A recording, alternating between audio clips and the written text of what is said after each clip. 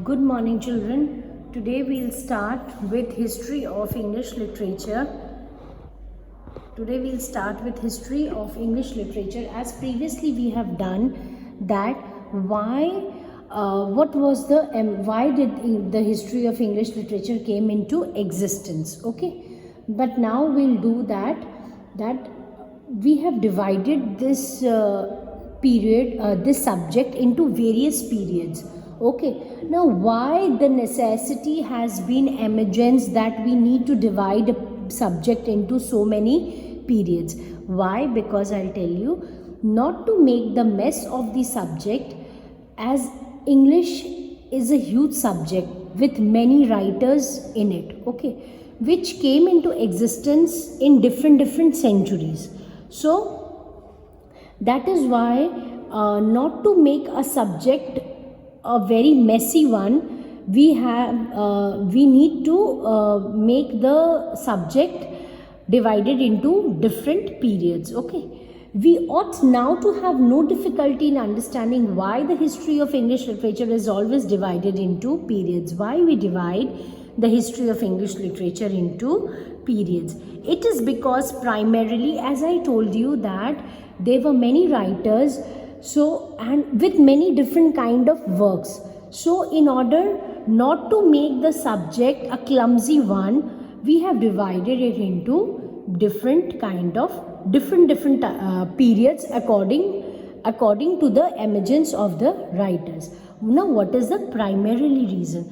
It is because primarily as a matter of convenience, since for the purposes of study it is necessary to break a large subject up into parts. Okay, now it is a huge subject. As I told you previously, English literature is a huge subject. There are many writers who came up with different kind of work. Some of them were romantic writers, some of them were tragic writers, some of them have written only short stories, some of them have written poetry, odes, they have come with different kinds of work. Okay, so each and every author, in order to get the recognition of each and every author or the writer, the subject has divided its people into different parts. Suppose in the 16th century the writer came. Okay, the writer came up with its own work.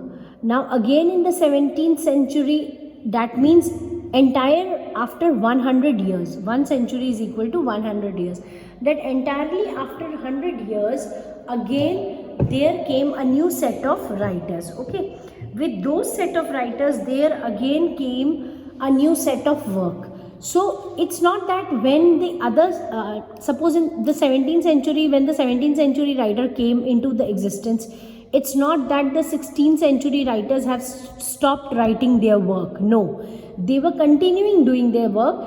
That just to avoid the confusion, that Chaucer will remain, for example, Chaucer will remain the writer of, suppose, 17th century. William Shakespeare will remain the writer of 18th century, though they continue to write their work till their death. That is not an issue. Now, what is the real reason behind this division of period is this, but there is a real justification for it. A period in the sense which we properly attach to the term is a certain length of time during which a particular kind of taste prevails. Okay. Now see, every writer has got its own taste of writing. Okay, they come up with their own ideas. Okay, now some of the writers are, as I said, they only wrote romantic works. Some of them they have only written tragic dramas. Okay, some have written comedy, tragedy. Some have written romantic comedy.